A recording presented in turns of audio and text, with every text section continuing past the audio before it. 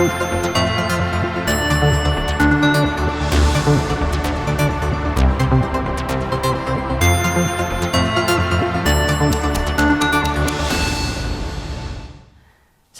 تعنا هبلي كم يصنعكم خبركم تملكتنا لك ساعة 6 فرقان كوين لون الساعة زز مرتنا يوم استفلا زيناتاتون حيزنا قربنا لنا فلما صومنا ومجلسي حوحات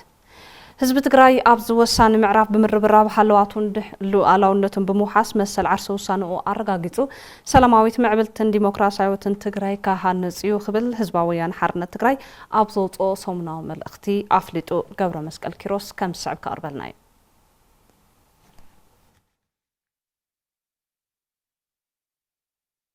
ህዝብ ትግራይ ረብሑን ሓደጉን ኣጻጽዩ ዝፈልጥን ዝርዳእን ፖለቲካዊ ማሕበረሰብ እዩ በብመዓሉ ዘጋጥምዎ ሓደጋታት እናበድሀ ኣብዚ ዘበን ዝበጽሐ ህዝብ ትግራይ ኣብዚ ሕዚ እዋን ኣብ ልዕሊኡ ዝተኣወጀ ጆኖሳይድ ስዒቡ ህልውንኡን ሉዓላውነቱን ንምርጋጽ ይቃለስ ከም ዘሎን ህዝብ ትግራይ ድማ ናብዚ ብርኪ ዝበጽሐ መማረጽ ሲኢኑ ከም ዝኾነን ቅሉዕ ጆኖሳይድ ተፈጺምዎ እናሃለወ እውን ንዝሓለፉ ዓመታት ዋጋ እናኸፈለ ኩሎም ኣፈላላያት ብዘተን ድርድርን ክፍትሑ ዝገበሮ ጻዕሪ ብሰንኪ ኣባይ ገጽ ጆኖሳይደር ስርዓት ብልጽግና ክሰምር ኣይከኣለን ካብዚ ሓሊፉውን ጆኖሳይደር ስርዓት ብልጽግና ንትዕግስትን ምሕጸንታን ህዝብ ትግራይን መሪሕ ውድቡ ሕወሓትን ጸማም እዝኒ ብምሃብ ንስምዕ ፕሪቶሪያ ብዕሊ ብምፍራስ ናብ ካልእ ዙር ኩናት ብምስግጋር ተደጋጋሚ መጥቃዕቲ ኣብ ምፍጻም ከም ዝርከብ ህዝባዊ ወያነ ሓርነት ትግራይ ኣብ ዘውፅኦ ሰሙናዊ መልእኽቲ ኣፍሊጡ እዚ ጸረ ህዝቢ ስርዓት ህዝቢ ትግራይ ተቃሊሱ ዓርሱ ካብ ምድሓንን ቀጻሊ ህልውንኡ ካብ ምርጋጽን ወጻኢ ካልእ ኣማራጺ ከም ዘይሃቦን በዝውን ህዝብ ትግራይ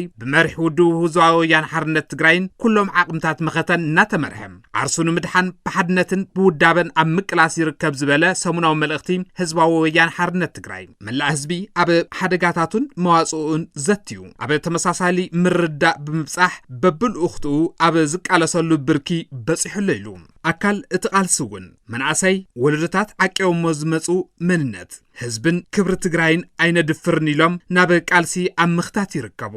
ብዝተፈላለየ መንገዲ ካብ ኣሃዱታቶም ወፂኦም ዝጸንሑ ተጋደልቲ ናብ ኣሃዱታቶም ብምኽታትን ሓደሽቲ መናእሰይ ናብ ማእኸላት ተዓሊም ብምእታውን ናብቲ ጫፍ ብልሒ ምርጋጽ ህልውናን ሉዓላውነትን ህዝቢ ትግራይ ዝኾነ ሰራዊት ትግራይ ኣብ ምጽምባር ከም ዝርከቡን ጎናጎኒ እዚ ኣብ ልዕሊ ህዝቢ ዝተኸፈተ ስነልቦናዊ ኩናት ብማሕበራዊ ሚድያን ስሩዕ ሚድያን ብምምካትን ፍትሓዊ ዕላማ ቃልሲ ህዝቢ ትግራይ ኣብ ምቅላሕን ድርባሕ ቃልሲ ኣብ ምክያድ ከም ዝርከቡ ህዝባዊ ወያነ ሓርነት ትግራይ ኣብ ዘውፅኦ ሰሙናዊ መልእኽቲ ሓቢሮም ቃልስና ንህልውና እዩ ኢሉ ዝተበገሰ ህዝቢ ንተፈጥራውን ሰብ ስራሕን ሓደጋታት ብምምካት እዩ ንምርጋጽ ህልውንኡ ዝቃለሰሎ ኣብዚ ዓመት ዘሎ ሕጽረት ዝናብ ኣብ ምህርቲ ከስዕቦ ዝኽእል ጽዕንቶ ብምርዳእ ብመንፈስ ዓርሰ ምርኮሳ ይረባረበሎ ዝበለ ሰሙናዊ መልእኽቲ ህዝባዊ ወያነ ሓርነት ትግራይ ብሓፈሻ መላእ ህዝቢ ኣብዚ ናይ ሞትን ሕውየትን ቃልሲ ከም ህዝቢ ኣብ ሓደ ዋልታ ረቢቡ ቃልሲ የካይደሎም ፍትሓዊ ዕላማ ተሓንጊጡ ዝተቃለሰ ህዝቢ ድማ ዓወቱ ኣየጠራጥርን ኢሉ ጸላእቲ እዚ ዓቕምን ምጥንኻርን ህዝቢ ትግራይ ብምርዳእ ምስ ካልኦት ህዝብታት ንምንቋት ዝፍሕስዎ ዘለው ሽርሕን ዝነዝሕዎ ዘለው መርዝን ብኩሎም ህዝብታት ኣቀዲሙ ዝተነቅሕሉ ስለ ዝኾነ ንኩሎም ናይ ሕሶትን ጎንፅን ኣጀንዳታት እናመከቱ ኣብቲ ቀንዲ ኣጀንዳኦም ምውጋድ ሓበራዊ ሓደጋ ህልውንኦም ዝኾነ ስርዓት ብልጽግና ረቢቦም ኣብ ምቅላስ ከም ዝርከቡን ብሓፈሻ ፍትሓዊ ዕላማ ዝተሓንገጠ ቃልሲ ህዝቢ ትግራይ ንፍሽል ፕሮፓጋንዳ ጆኖሳይደር ስርዓት ብልጽግና እናቃልዕ ዓቕምታት ብምእካብ ናብቲ ዘይተርፍ ዓወቱ ኣብ ምምራሽ ከም ዝርከብን ፍትሓዊ ቃልሲ ህዝቢ ትግራይ ድማ ኣብ ወሳኒ ምዕራፍ ይርከብ ኢሉ ህዝቢ ትግራይ ኣብዚ ወሳኒ ምዕራፍ ብምርብራብ ሓልዋትን ድሕንነትን ብምውሓስ መሰል ዓርሰ ውሳንኡ ኣረጋጊጹ ሰላማዊት ምዕብልትን ዲሞክራሲያዊትን ትግራይ ካሃንጽ እዩ ክብል ህዝባዊ ወያነ ሓርነት ትግራይ ኣብ ዘውፅኦ ሰሙናዊ መልእኽቲ ኣፍሊጡ ዩኒቨርሲቲ አክሱም ለዕሊ 1800 ወገናት ተጠቃሚ ዝገብር ወፍሪ ነጻ ሓፈሻዊ ሕክምና ይህብ ከም ዘሎ ተገሊጹ በመትሕባር ሪፈራል ሆስፒታል ዩኒቨርሲቲ አክሱም ሚኒስተር ጥዕናን መምሕዳር ከተማ አክሱምን ዝካየድ ዘሎ ወፍሪ ነጻ ሓፈሻዊ ግልጋሎት ሕክምና ብርክት ዝበለ ማሕበረሰብ ተጠቃሚ ከም ዝኾነ ኣተሓባርት ወፍሪ ኣይተላኣከ ተክላይ ገሊጾም እቲ ንኩሉ ክፋል ማሕበረሰብ ዝወሃብ ዘሎ ነጻ ሕክምና ምርመራ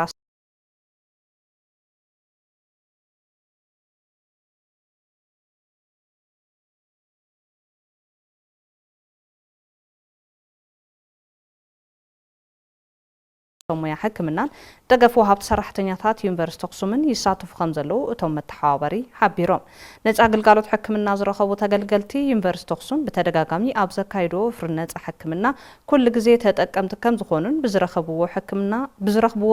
ሕክምና ዘለዎ ደረጃ ክፈልጡ ከም ዝሕግዞምን ብፍላይ ዓቕምን ዘይብሎም ወገናት እቲ ወፍሪ ሓጋዚ ከም ዝኾነ ገሊፆም እቲ ኣብ ከተማ ኣክሱም ኣብ 3 ኣውጣታት ዝወሃብ ዘሎ ነፃ ወፍሪ ሕክምና ኣብ ዝሓለፉ 5 መዓልትታት ልዕሊ 1800 ወገናት ነፃ ደገፍ ሕክምና ከም ዝረኸቡ ንምፍላጥ ተኻኢሉሎ ከም ጸብጻብ ፍሳ መዝገበ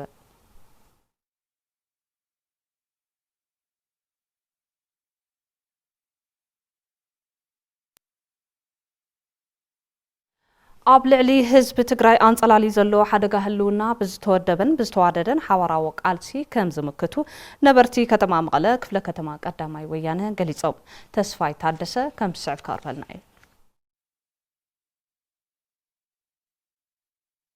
ኣብ ልዕሊ ህዝቢ ትግራይ ይቕጽል ዘሎ ተደጋጋሚ ጽንተትን ፈተናታትን ብዝተወደበን ብዝተዋደደን ሓበራዊ ቃልሲ ክምከት ከም ዘለዎም ነበርቲ ከተማ መቐለ ክፍለ ከተማ ቀዳማይ ወያነ ይገልጹ ትጸላ ሒዝዎ ዘሎ ብሰላም መንገዲ ክለቀልና ተጸበና ነርና ኣብዚ ግን ማለት ሓይልታት ተጠናኺሩ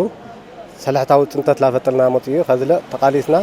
መሬትና ክንሕዚና ማለት ደገ ኮና ውሽጥ ኮና ተሓቢርና ብሓደ ኮይና ልክንምክቶ እየ መቕልእኽተይ ለመሓላልፍ ብተወሳኺውን ዞም ደቅና ብዘይፍላጦምን ዘይፈለጡን ኣብ ደገ ኮይኖም ሓራ መሬት እናወሉ ዝገብርወሉ እሶም እውን ተመሊሶም ክምክቱ እየ ልመክር ኩናት ድማ እንደገና ጀሚሮምና ኣለዉ ተኩናት ንሱ ኣብቲ ርእሲ ዕፅዋን ክባን ኣብቲ ርእሲ ብኢኮኖሚ ደቂቁ እናሃለዎ ህዝቢ እዚ ኣብቲ ርእሲ ተፈናቃሊ ፈቐዱ ዳስታ ወቲሩ እናሃለዎ ትግራይ ኩናት ድማ ይጅመር ኣሎ ንኸይትጸነት ታዩ ከድሊ ዝግባእ ህዝቢ ከም ትግራይ ተፈተወ ተጸለአ ትግራይ ከም ትግራይ ክንነብር ተኮይና ተወዲብና ክንቃለሰልና ማለት ከም ሓደ መንእሰይስ ኣብ ሰዓዚ ትግራይ ከም ዘርከውና ወለድናስ ሰና ክነረክብ ዝግባእ እቶም ነበርቲ ንህልውና ህዝቢ ትግራይ ዘንጸላለው ሓደጋ ንምምካትን ለኣላውነትን ግዛኣትን ትግራይ ንምሕላውን ደጀንን ግንባርን ብዝተጠናኸረ መልክዕ ክዳሎ ከም ዘለዋ ገንዚቦም ትግራይ ከዚ ኣማራጺ ኣለሎ ማለት ሓይል ክልካ ነው ሓይል ሊሓስኻ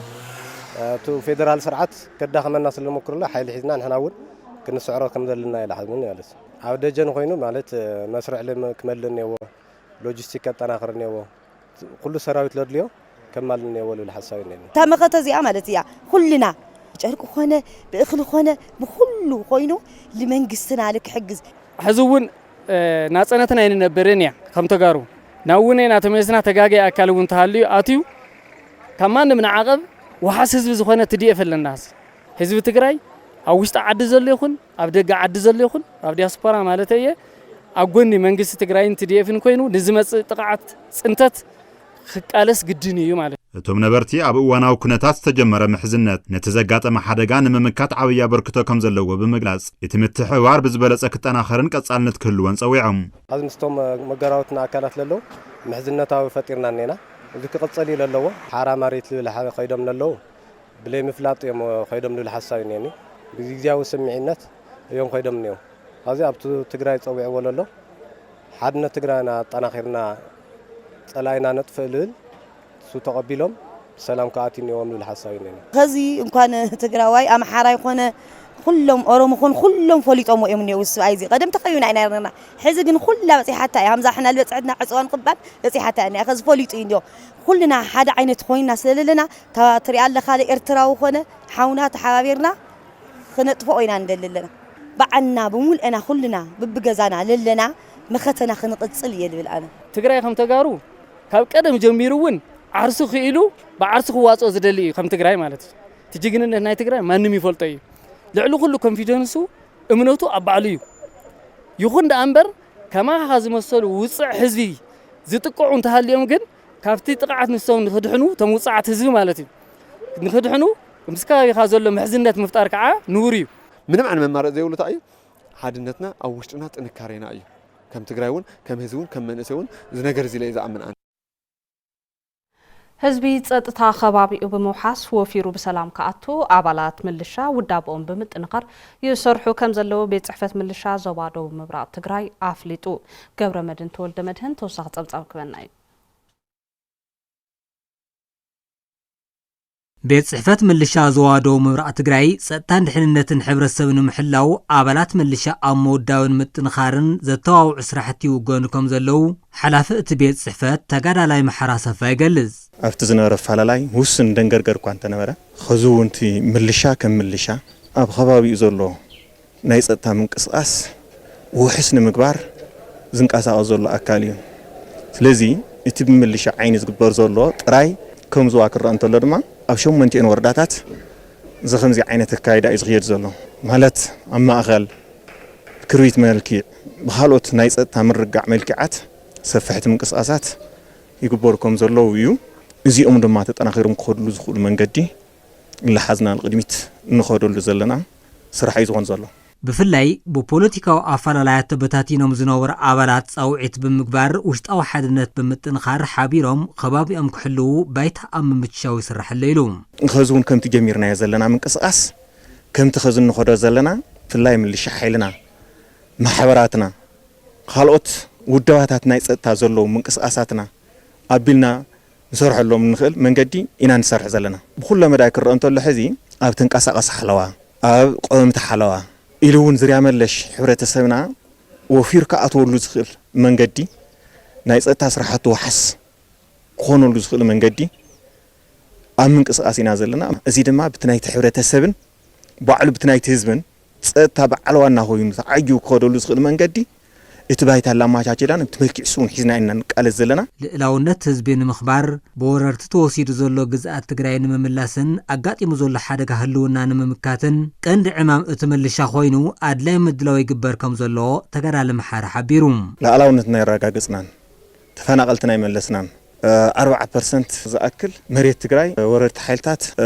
ተወሪሩ ዘሎ እዩ። ተፈናቀላይ ላቦቱ ምምላስ ዓድና ሓሊፍና ኣይንብል ናህና ኣመል እውን ኣይኮነን أي جزء مالته يزفلت نسوينا خذ كم حد عمام حيزنا نقصاقز زلنا هزب تجري كي يطفأخو كنبر يخلن راينا عاتهم مطفئة إيه كنبر زبل حلم زحزة ما يبلصقنا حيلكم زلور كم هزب تجري متن خلوك على سلو بس تزعبي نايم سلاف مدوي تعوي أجندة حيزنا زلنا ህዝቢ ኩሉ ግዜ ነባርኢ ጽልእ ድማ ጸላእ ኩሎም ህዝብታትዩ እዚ ታሪኻዊ ብቕዓት መለስ ዜናዊ ለሙን ሓድነት ህዝብታት ትግራይን ኤርትራን መራሓ ኮይኑ ይቕጽል ኣሎ። ኣብ 2011 ዓመተ ምህረት ዶብ እንትኽፈት ዝተረኣየ ወሰን ዘይብሉ ሓጎስ ህዝብታት ኩናት ግዝያዊ ሕውነት ግን ዘለዓለማዊ ምዃኑ ዘረጋገጸ ታሪኻዊ እዋን እዩ። ጸብጻብ የማነ ገብረ ሚካኤል እዩ። የማነ ወልደ ገብርኤል ድማ ከም ዝስዕብ ቀርበልና እዩ። ኣብ 2011 ዓመተ ምህረት ንነዊሕ ዓመታት ብኩሎም ኩርናዓት ተዓጽዮም ዝነበሩ ማዓጽ ሕውነት ተኸፈቱ ሰላም መጺኡ ዝብል ዜና ኣብ ኩሎም ኩርናዓት ተዘዋወረ። ወጊ ሓዶዳነ ሰይትነጋነ ንሳሓዋወሴ ዘመን ክመለስ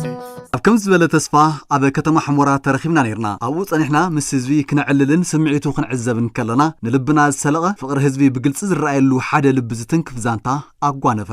ኣብ ኦም ሓጀር ዝነብር ኣይተ ዮሃንስ ተኽለ ሚካኤል ከምኡውን ካብ ከተማ ሕሞራ ኣይተ ስዩም ጣሰው እዞም ክልተ ፍቑራት ወገናት ብሰንኪቲ ዝጸንሐ ዶባዊ ዕፅዋ ኣይፋለጡን። ይኹን እምበር ድሕርቲ ነዊሕ ጸልማት ዶብ ክልቲኡ ህዝቢ ምስ ተኸፈተ እቲ ፍልጦኦም ዘይኮነስ እቲ ንጹህ ባህጎምን ፍቕርን ንፈለማ እዋን ኣብ ዶብ ኣብ ኦም ሓጀረን ሕሞራን ኣራኸቦም ፍቕሮም ድማ ቀጸላ። ኩሉ ህዝቢ ዝጽበዮ እዩ ሰላም ምስ መጸውን بمقالة بتخفيتو بزيون هاي قلتفا يتخفتن أقطعن بزروبا مزوم حوات إثيوبيان سجيرهم لما حجر نراخب نيرنا مالتي تدليت نايثناد نبر دليت نايزم نبرون زي زهرو مس حوي سيوم أقطعني جلس راحت نيرون أو مسيو أو تلالينا في جزاناتي محجر على نيش شيء حنتني شيء بيت مقبل نقص قال الله أو تلالينا صبوق لينا قدام عين فالتن كمسب تلالينا بدحرو بزي مسيونا بزي جبزي تقبلني أبجزا حديرة وعيلة حديرة مصدقو صبوق يرنا حوات كوينا متكل زلوا فقري خنا لبس من أنتن قالنا جرزين قبر تبعنا عقد أم حدا لبس يعني في الجرنات صبوق تبعنا بزي مسينا سيوم بوجنو قال بوتانات فتاتيشو إذا بوتا رخيبوا زي خمسة أزبالة هلو مسينا رينا صبوق سجم لبعض يلهم ترى نحنا تواهينا حدا أب محجر زلوا حزبنا وحمارة قال مرأي هنقبر كنقرالنا عندنا حدا لبي تعبنا ذا تهارينا أتي أمونغو خلوتي حزبي زنبرة حاصور صلي فريسو ኣብ ክንዱ ድልድል ፍቅርን ሕውነትን ተተኺሉ ሰላም ካብ ምርካባን ላዕሊ ምዕቃባ ተኸናኺንካ ንወለዶም ምትሕልላፋ ዓብይ ጻዕርን ተወፋይነትን ስለትደሊ ንደቅናው እዚ ሓሳብ እዚ ክነብሩ ሰንኩን ክእል ኣለና እዩ ናተይ ሓሳብ እቲ ሰላም ቀሊል ስለ ዘይኮነ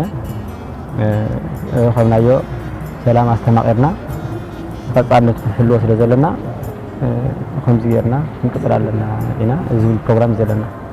ዋጋ ሰላም ማለት ውግእ ምውጋድ ጥራይ ዘይኮነስ ኣብ ምህላውን ዘይምህላውን ዝተመስረተ ሕብረት እዩ ተጋርላይ መለስ ዜናዊ ከም ዝበሎ ህዝቢ ኩሉ ግዜ ነባርን ለባምን እዩ መንግስታት ድማ ክልብሙ ይግባእ ጎራብቲና ሕዋቲና ዝብል መንፈስ ንውልቀ ሰባት ኣይኮነን ኮዳ አስካብቶም መራሕቲና ነው ዘለና ሰባት ፖለቲካዊ ትንታኔ ክንማጻደቅ ክንማዕራርን ፍትን ሰባት ንላዕሊ እቶም ኣብቲ ባይታ ዘለው ህዝብታት የማሕዋቲና ዝብል እምነት ዘለዎም ኣብዚ ታሪኻዊ መስርሕ እዚ ተጋርላይ መለስ ዜናዊ ንህዝቢ ዘሎ ነባሪ መትከል ዓብይ ትርጉም ዝሓዘ እዩ ጽልእን ባእስን ኣብ ክልቲኦም ህዝብታት ዘስዑ ዕንወት ብግልጽ ብምርዳእ ኣብ መንጎ ህዝቢ ትግራይን ኤርትራን ጸንሐ ፍቅርን ክብርን ክዕቀብ ብጽኑዕ ይማጎት ነይሩ ኩሉ መርአዩ ህዝብን ጥራዩ ናብነት ኣብቲ ዶባዶብ ዘለው ኤርትራውያን ኢትዮጵያውያን መውስዎ ይቋረጹን 10 ገለ ዓመት ብለይትዮም ግን ዝመርዑ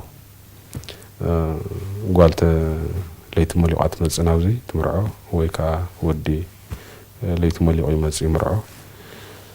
ስለዚ ክልቲኡ መንግስታት እዩ ናይ ሕዋት መንግስታት ዘይመስል እምበር ክልቲኡ ህዝብታት ሕዋት ህዝብታት መሲሉ ዝነብር ዘሎ ህዝቢ ምስ ህዝቢ ዝነበሮ ናፍቆት ዘላቕነቱ ዓብይ እዩ ሓድጊ ተጋርላይ መለስ ዜናዊ እምበር ነዚ ዘላቕለማዊ ሓቅነት እዩ ዘምህረና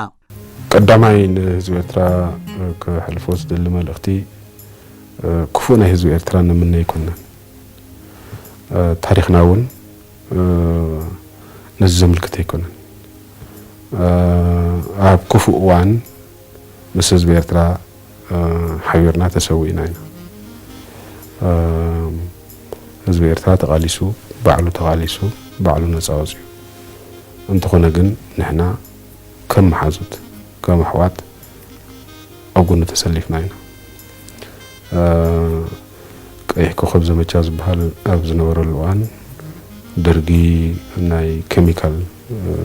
መሳርሒ ምፂሎ ዝበሃለሉ እዋን ፍርቂ ሰራዊት ናይ ህወሓት ኣብ ሳሕል ሰፊሩ ነይሩ እዚ መርኣያ ናይ ምሕዝነትናን መርኣያ ናይ ክፉእ ናይ ኤርትራ ዘይንምነ ምዃንናን ኣብ ክፉእ እዋን እንትኾነ ክፉእ ናይ ኤርትራ ተመኒና ይንፈልጥን ኣብ ጽቡቕ እዋን ከዓ ክፉእ ክንምነ ኣይኮናን ስለዚ ህዝቢ ኤርትራ ክምችዎ ክሓልፈሉ ሰላም ክነብር እንተዘይኮይኑ ካልእ እንደለይ ነገር የለን ካልኣይ ከም ኣሕዋት ከም ጎራብቲ ተሳሊና ክንነብር ድልየትና እዩ ንምንታይ ረብሓና ከምኡ ስለ ዝኾነ ኣብዚ ዘለናሉ እዋን እውን ቃል መለስ ሕያው ዝገብር እዚ ድልየት ሰላም ብክልቲኡ ወገን ማለት እውን ብትግራይን ኤርትራን ይምስክር ኣሎም ሙሉእ ሰላም ሙሉእ ረህዋ ክኾነልና ይምነ እዚ ህዝቢ እዚ ናይ መወዳእታ ፀገም ናይ መወዳእታ ሽግሩ ብሓደ ሕዋት ኮይኑ ብሓደ ሰሚሩ ክነብር በዓልቲ ሙሉእ ተስፋ እያ ህዝቢ ጽቡቕ ጌርና እንድሕር ተቐቢልና ህዝቢ ኤርትራን ህዝቢ ትግራይ ኣሕዋት ከም ምዃኑ እንዳፈለጥና ተረዳዲና ክንነብር ተረዳዲና ክንሰርሕ ተረዳዲና ክንለምዕ ድልዋት ስለ ዝኾንና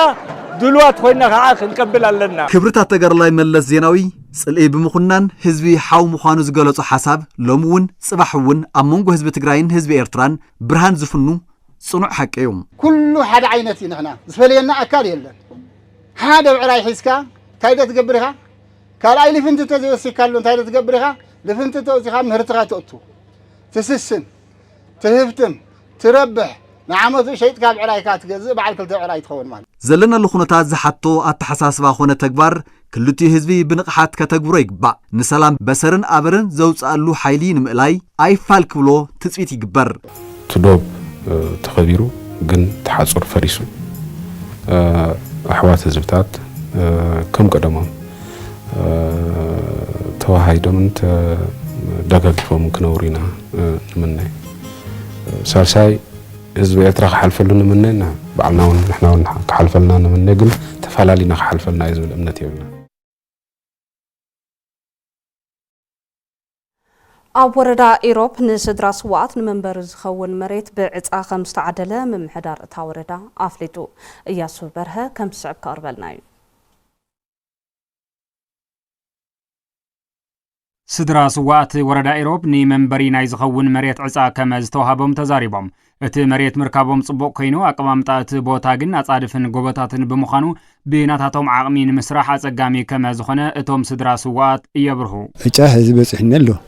ግን ናይ ዝበጽሕኒ ምስቲ ዓቕመይ ኣነ ኣብቱ ገጠር የዝኒኹ ጌታ እዩ ቱ ገዛይ ህዚ ኣብዚ ዕጫ ዝበጽሕኒ ከምኡ ጌታ እዩ በረኻ እዩ ኣብቱ ቦታ ግን ኣነ ተባይታ ተቀቢልና ማለት ብሽም ይንበር ክስራሕ ስለ ዘይኽእል መንግስቲ ብዝኽኣሎ መጠን እንተዘይ ሓግዙና ተባይታ ኣያ ክትተርፍ እንበር ክትስራሕ ኣይኮነትን መስርሒ ንሕና ምንን ክንሰርሕ ኣይንኽእልን መስርሒ ኣሕዋትና ይኹን ገበርቲ ሰናይ ይኹን መንግስቲ ብዓይን ሪኡ ክሰርሐልና ይግባእ ባህሊት እያ መልክዓ ምድራዊ ኣቀማምጣ መሬት ኢሮብ ኣጸጋሚ ከመ ዝኾነን ስድራ ስዋእት ድማ ነቲ ዝተዋሃቦ መሬት ንምስራሕ ከም ዘይኽእሉ ስለ ዝፍለጥ ምስ ዝምልከቶም ኣካላት ብቐጻሊ ክስርሐሉ ከመ ዝኾነ ድማ ሓላፊ ቤት ጽሕፈት ኮሚሽን ሃርበኛታት እታ ወረዳ ኣይተ ገብረ መድህን ተካ ይገልጹ ጠቕላላ ናይ ቤት ጽሕፈት ዲፓርትመንት ሓለፍቲ ኮይኑ ተረዳዲእና ኣብ ወረዳ ማእኸሊና ንዎም ለና ማለት እዩ ስለዚ ትቦታ ግን መችነት የውሊ ከም መንግስቲ ትግራይም ክሪኦ ዝግብኦ እዩ ዞም ውሕዳት ብሄረሰብ ብጣዕሚ ብዙሕ እዮም መሰዊኦም ዞም ውሕዳት ብሄረሰብ ኣብ ለተመቻቸየ ብዙሓት ኣካል ጉድኣት ኣለዉ ከቢድ ውቁዕ ኣለዉ ኣብ ዝተመቻቸየ ክወስዱ ንእሽቶ ክድፈአሉ ከም ወረዳም ንራዳ ኢና ከም ኮሚሽንም ስካብ ልብፅሕ ከውፅሖ እየ ሓቂ እዩ ትልልዕልዎ ኣለዉ ሕቶስ ምንም ልድርበ የውሊ ትኽክለኛ ሕቶ እዩ ክሳዕ ሕዚ ኣብ ክልተ ዙር ንናይ ሰለስቲኡ ምዕራፍ ስድራ ስዋእት ብመሰረት መምርሒ ዝፈቅዶ ንመንበሪ ዝኸውን መሬት ስነ ስርዓት ምውፃእ ዕፃ ከመ ዝተገበረ ድማ ሓላፊ ቤት ጽሕፈት መሬት ምምሕዳርን ማዕድንን ወረዳ ኢሮብ ኣይተ በርሀ ሱባጋድስ ይብርሁ ንስዋእት 234 ሂብና ኣለና ቀዳማይ ዙር ኣብ ካልኣይ ዙር ድማ 155 ንዕድል ኣለና ትካርየ 140 እዩ ከም ሃፍተገነት እቲ ፕላንና ዝብል መሬት እውን የለን ምስቱ ጽበት 140 ካርዮን እዮም ዝዕደሉ ኣብ ቀዳማይ ይኹን ኣብ ናይ ካልኣይ ዙር ዝዕደሉ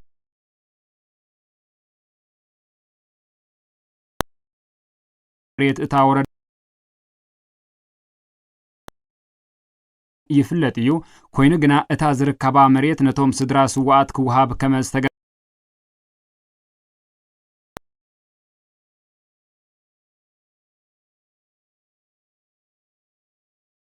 ዝነብሩሉ ዕድል ንኽፍጠር ናይ እቶት ምትእኻብ ሓገዛት ክንገብረሎም ኩሉ ዝምልከተውን ክሕግዝ መንግስቲ እውን ዘይመንግስታውን ተወለድ ፈተውቱን ደቀሙን ሓዋቶምን ኣብ ተሰዲዶም ኣብ ዝተፈላለዩ ከባቢ ዘለዎ በዚሑ ውሒዱ ዘይኮነስ ከይናዓቑ ኣብ ጎኖም ክስለፉ የጻውዒ ዝቐርብ ካብ ሓሰኻ ኩችንያ ዝጸረየ ተኽሊ በለስ ብምፍራይ ተጠቀምቲ ንምዃን ጻዕሪ ገብሩ ምህላዎም ሓረስቶት ወረዳ ራያ ዓዘቦ ገሊጾም ቤት ጽሕፈት ዘፈር ቁጠባ እታ ወረዳ ነዚ ተመክሮ ብምግፋሕ ሕጽረት ቀለብ ሰብን እንስሳን ንምቅላል ይሰርሑ ምህላዎም ገሊጾም ንጸብጻብ ሃፍቱ ብስራ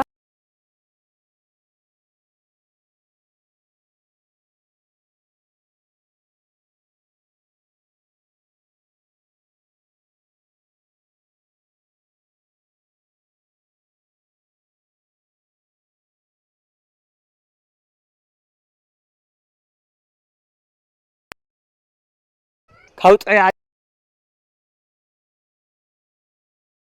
እንደነበር ሃንዛ ባዝ ተዘግዘጋ ወይ ብዝረጫ ካዮ ሓደ አበይ ነገር ሃንዛ በኸታሽያ ሃንዛ በኸምሳሽ ካያ ትርጨይ ደግም ከተረጨዮ በወቅ ዓማይ ተሓጽ ይወርድ አይላዕሊ ደግሞ አውሱሪ ይሞት ማለት እዩ በኦሞ ይኹን ብማይ ይኹን ብጨው ይኹን ላረጨና ብጨርቀ ድድቃደ መላፋሕፈና ድድቃደ መላጥፋናዩ خزجنا وقرقر بس إحنا هنا عادي تشين البحر يقبوي تريولع حد قص الإنسان حد قص الدقي حد قص الدنهب تخلى خالي همنا قاون مسلي رأني دانا هاي حد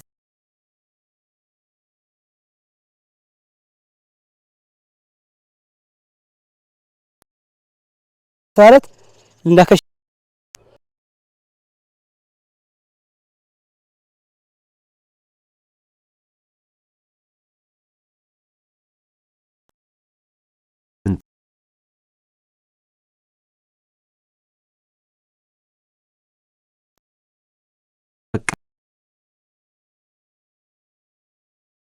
سلسته جبرة جمرنا 58 أو صحنا يمنا مات عد صفحنا كاو كوتشنا نزع خويني مات هذه 6 قلع 10 قلع 30 قلع يكافلوا بعضهم بعضهم ካብ ገባን ኣብ ገባን ንቀጻሉ እውን ለአባዓተን ቁሸት 5 ሰፍሕና ሰራሕለን አቤት ጽሕፈት ዘፈር ቁጠባ ወረዳ ራያ ዓዘቦ አተሓባባሪ ኸይዲ ስራሕ ልምዓት ሕርሻ ክኢላ ልምዓት ፍራምረ ኣይተ ኪሮስ እያሱ ተኽሊ በለስ ካብ ዝበጽሑ ሓደጋ ብርሰት ብምክልኻል ሕብረተሰብ ተጠቃሚ ዝኾነሉ ኩነታት ንምፍጣር ትልሚ ተታሒዙ ምህላው ይሕብሩ ካብ ገባር እትጎኒት መድሓኒት 10 ጣብያ ኣለና ኣብ 10 ጣብያ 100 ገባራት ትልማ ኣለና ኩረትና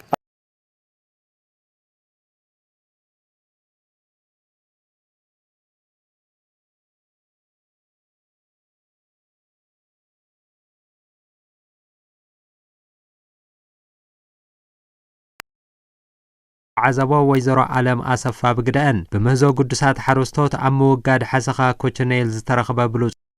هكتار مريتن مقفاح من قسقاس كم تجمرا يردعا بلس عبدرقي تصوراينت عب سفلالي عامت مولو مهرت الهب لبالنجر سلازي خمورة داري عزو بفولي بلانت تحيزلو حانت قلعي لنورتو كبعلي لبعلي لبازحة بفلهم جنتي تمكروح ونخوينا لله 5 شمونتي الأخلو ناي وعلوم صبغ الخوان السرح سرح له تناي حوارجن خم وردا بسترين كوميتون كمراح اكشن بلان ون وصيلو لا تكبار لنا اتيو المنجدي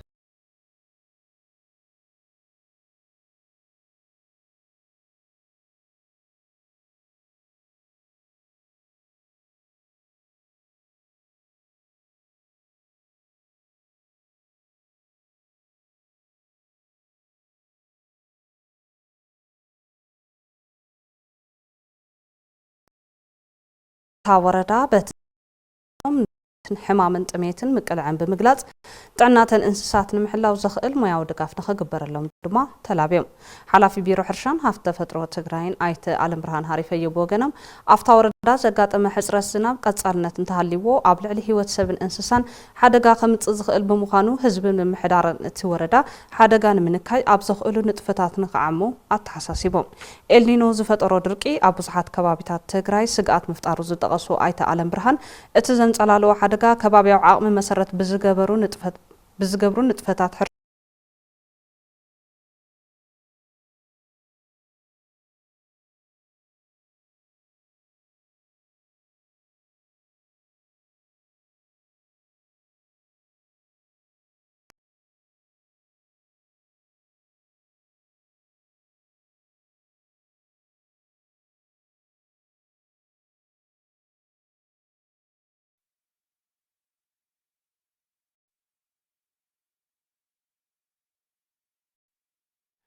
بعلا شندان أورستان بينن بدمقت نكخبر أدلاي قدم مدلاو توجينو خمزلو ممحدار كتما عبي عدي آفليتو نصبصاب نغوس أماره تسفاي تادسه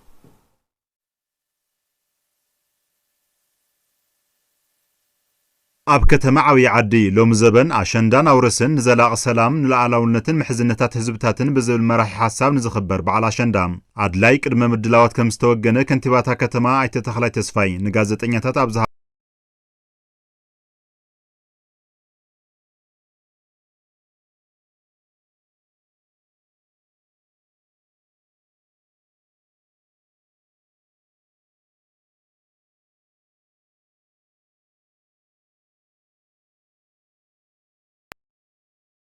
دو وخل مدلاو غيرنا لنا بانل ميت هنا كايدنا ناي سبورت وددرون كقصليو افتعلت دما كاملا ورداتات زمصا دقا شندا ጫወታን وددرون ككايديو بدمو بعل مخبار كتما عبي عدي كلن ورداتات كاوش تعدن كاوصاي زلو زمصو اغايشنا دما نقبال للوات مخوانا خنارغاغصلكم نفتي ናይሎም ዘበን በዓል ኣሸንዳን ኣውርስን ኣብ ዝተፈለየ ኩነታት ኮይኑ ይኽበር ምህላው ዝጠቐሱም ኣብ ማሓደርቲ ጎረባብቲ ወረዳታት ኣብ መንጎ ህዝብታት ሰላምን ስንትን ክዓስል ባህላውን ሃይማኖታውን ትውፊቱ ሓልዩ ከም ዝኽበር ይገልጹም እዚ በዓል እዚ ሓደ ዓብይ መኸተና እውን ናብ ዝለዓለ ደረጃ ዝዕውት ሓድነትና እውን ናብ ዝለዓለ ደረጃ ዘጠናኽር በብኸባቢኡ ዘለው ተወለድቲ ዓዲ ፈተውቲ ዓዲ ፈተውቲ ትግራይ ድማ ኣብ መላእ ትግራይ ዘለው ይኹኑ ዋላ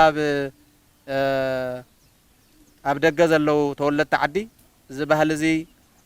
ባህሉ መንነቱ ሓልዩ ዝሓልፈሉ ደረጃ ክዕዘው ኢና ጻዊት ንገብ እዚ ባህል እዚ ክናኽብር ከለና ኣብ ውሽጢ ህዝቢ ትግራይ ብጸላእቲ ተፈጢሩ ዝነበረ ምሕዝነት እውን ሕዝና ኣብ ሓደ ዝመጸሉ مسكالات حزبتاتون صلاتنا كادامينا كاጨፋጭፉና ፈጢሮሞ ዝነበሩ ጸገሙውን እናተቀርፈ እቲ ምሕዝነቱ ናብ ዝለዓለ ጫፍ ብራኸ ዝወጽሕሉ ግዜ ኮይና ባህልና እናخرሉ ዘለና ናይ አሸንዳ ውርስ እዩ ብዝተወደበ መንገዲ ባህልና ከነንጸባረቕ ንቀጻሊ ካውልድ ወለደውን ክሓልፍ ታሪኻዊ ሓላፍነት ስለ ዘለና በዓል አሸንዳ አውርስና ብዝደመቀ መንገዲ ህዝባዊ በዓል ኮይኑ ሃይማኖታዊ በዓል ኮይኑ ክሓልፍ ከምዚልና ክነብስር ተለና ድማ ይግባእ በዓል ንምኽባር ካብ ውሽጢ ዓድን ደገን ዝመጹ አጋይሽ ክብርታት አሸንዳን አውርስን ብዝግባእ ክርድኡ ብዘኽእል መልክዑም ንምኽባር ተዳልዩ ምህላው ዓበይቲ ዓዲ የረጋግጹም ዝበህልና ባህል አሸንዳ ከይተበረዘ ከይተሸራረፈ ብሙሉእ ጠቅላላ ልክሓልፍ ዓመት ከዓመት እናምህርና ልደቅና ማለት እዩ ሽልማት ክን ይኹን ማዕጠቆ ክን ይኹን ዕማማ ክን ይኹን ኩሉ ዓይነት ሒዝክን ልክትመጻ ዘንደቀይ የመሓላልፍ ማለት እዩ ዘለና ትሕዝቶ ብርቱካን ድዩ ለሚን ድዩ መዓር ድዩ ጸባ ድዩ ሒዝና ክንቅበለኩም ኢና ለፈርቅ መንገዲ ዓድና ሰላም እዩ መጺኹም አሸንዳም ሳና ዋዕሉ ክብል ይፈቱ ንሰዓት ዝመረጽናዮም ዜናታት ኣብዚ ዛዚምና ለዋም ገብረ ኪዳን ምሳኹም ጸኒሐ ሰናይ መዓልቲ